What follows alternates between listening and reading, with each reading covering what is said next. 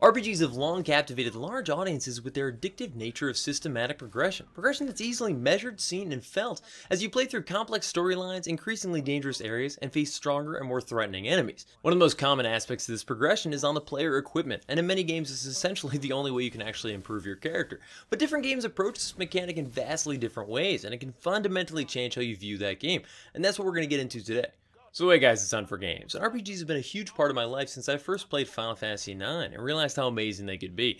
Since then I've played a wide variety of classic turn-based, action-oriented, and massively multiplayer, of course, versions of the genre, and each has handled equipment a little differently. You could probably spend hours, if not days, going into all the subtle differences in how gear is adjusted or provided in various games, and completely changes the tone, focus, and just general fun level of those games. But all I want to focus on right now is the name. And that name for me comes down to two words: gear or loot. If you really boil down equipment, items, weapons, they're usually described as either gear that's, dropped, crafted, or pulled out of a flower or something deep in some game, or loot that's obtained from difficult bosses and trash mobs alike. Now, a lot of times those two kind of intersect and overlap in various ways, and you might be saying, what's it even matter? They basically mean the same thing. And while that's true, I think how these two presentations differ can legitimately determine whether or not you're going to ultimately play a game long term. Let's start with the big one, Final Fantasy XI, the MMO that ruined all other MMOs, at least for me. Your version of this might be EverQuest, Vanilla WoW, or a handful of other games from back in the good old days. Most of these approached equipment as a coveted resource, something that would be treasured and held onto, possibly for a long time, months, maybe years. Gear was, in itself, something worth spending a lot of time on, because you could have it on your person for, possibly forever. You might never get rid of that piece of equipment.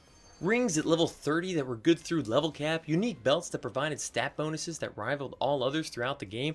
It was this stuff that you were excited to show off, excited to take the time out of whatever else you might be doing to hunt it down.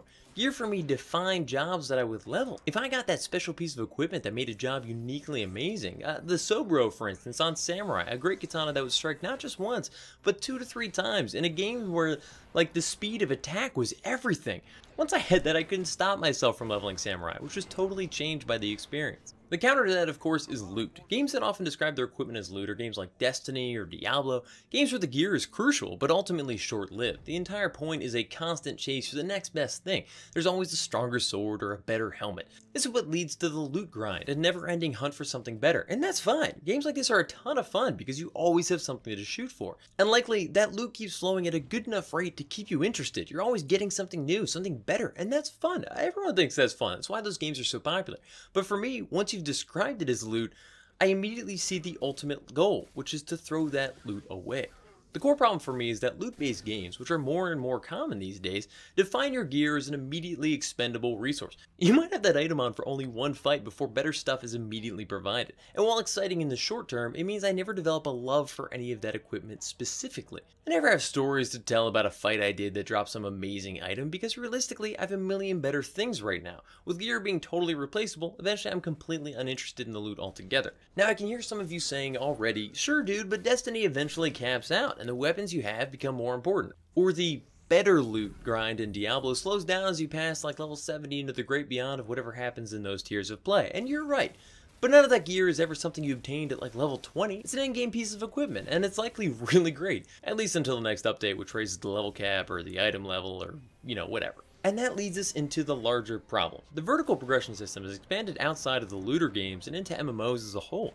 World of Warcraft, your gear is only good until the next big patch or expansion, and the same can be said for games like Final Fantasy XIV. Not only is everything I have immediately replaced upon reaching level cap, making my love for it somewhat diminished, but chances are all my hard-earned gear from that patch is going to be outdated in the next couple of months anyway. It kills any reason for me to work for it. Gear used to be carefully balanced by the developers to be essentially imbalanced. Gear that could be obtained seemingly far earlier than it should be allowed. Game-changing stuff that made you coveted by other people. People wanted you because you had that equipment, which made it matter. You were so excited to have that stuff. Everyone is so worried about imbalance these days, they don't stop to think about how imbalance made what you had so special. Of course, this vertical progression system is an easier business model, and I'm not the first to complain that horizontal progression was a fun way to play, but I think it's an integral part of the problem with long-term enjoyment. Now, I will say this for loot grinds like Diablo, Warframe, and the soon-to-be released Destiny 2. They don't shy away from it. They know what they are, and they head right at it, going 60 miles an hour. The gameplay is fun, fast, and fluid, and the loot is flying at you a mile a minute, constantly giving you a feeling of being stronger than you were before. The balance of how fast that happens and how drastic the changes are define how good of a loot grind it is, but at least they stick to what they are. MMOs as a whole, I feel, were far better when equipment not only lasted, but felt impactful, not just another tier set, but singular items that were unique and powerful. With how intense the vertical progression has become these days, it can be difficult to distinguish between games that claim gear is important like WoW, Final Fantasy XIV, or a handful of other MMOs, and a loot grind always hunting for the next best thing. And it's one of the reasons I struggle to maintain an interest for long periods of time. It's not the only reason that I struggle with that, but knowing that every time I work towards an item or grind for the next tombstone tier set, that ultimately it's about to be replaced, well, it's just hard to get excited about logging back on again. Final Fantasy XI, when I come back, I love that there's unique pieces of gear that to this day are still useful even past 99. That's how insane they were. Even before 75, items that were like from level 30, 40, are still useful at the I-119 set of 99, far off higher than ever. That's insanely overpowered at level 30 or 40, whatever level it was originally obtainable at. And those items are few and far between in this day and age of 119 versus the level 99 cap versus, you know, the 75 cap. But still, a few of them are still there. Everybody eventually gets tired of an MMO and leaves it for a little while and comes back maybe a few months later feeling refreshed. In a game like Diablo, Destiny, Warframe, Path of Exile, you might just immediately hop back into what you were doing and say like, okay, not much has changed, I continue the loot grind from where I was.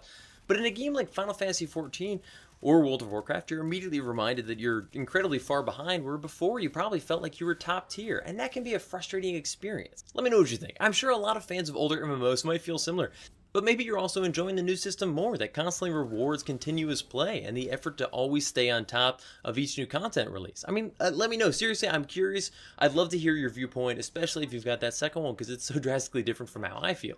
Thanks for sticking around. Check back for more videos throughout the week, including a new highlights video of my first live stream on Twitch that happened last Tuesday. I streamed some Final Fantasy XI, and it was a blast. A lot of you came out. I really appreciate it. It was awesome to see so many of you there. I'm really excited to do more right after Labor Day weekend, next Tuesday. So yeah, check back on Tuesdays at 8 p.m. Eastern Standard Time. It's a schedule I'm trying to stick to, but I'm also going to be probably sprinkling streams throughout the week wherever I can. Really excited. The channel is Hunt for Games, which I'll link below. There's no spaces in between Huntin for and games like on the YouTube channel. I didn't really think that through when I made the Twitch channel, so we'll have to work that out. But I'm linking it below, so check it out there. Oh, P.S. We're approaching 4,000 subs, which is incredible and amazing. Thank you guys again for the continued support. I'll have an announcement video coming as soon as we hit that 4,000 mark, but I'll probably do another Q&A video of some kind, so start thinking of your questions now, and when I throw out that video, you can just throw them on there. Anyways, seriously, thanks again for all the amazing support, and I'll see you guys soon. Peace.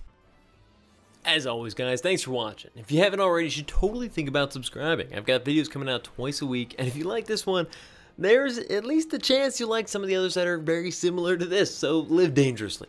Let me know what you guys thought about the video in the comments and other videos you'd like to see. And finally, follow me on Twitter, Instagram, and Huntin for Games to keep up with all the latest stuff. See ya.